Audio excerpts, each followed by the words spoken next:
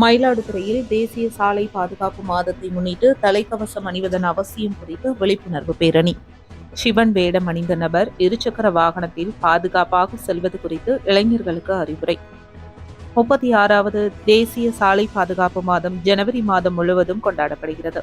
அதன் ஒரு பகுதியாக மயிலாடுதுறை மாவட்ட போக்குவரத்து காவல்துறை சார்பில் நெடுஞ்சாலைத்துறை மற்றும் மினி பேருந்து சம்மேளனம் இணைந்து தலைக்கவசம் அணிவதன் அவசியம் குறித்து விழிப்புணர்வு பேரணி நடைபெற்றது. தொடர்ந்து TELC சர்ச்சில் துவங்கிய பேரணி மாவட்ட காவல் துணை கண்காணிப்பாளர் பாலாஜி கொடியசைத்து துவக்கி வைத்தார்.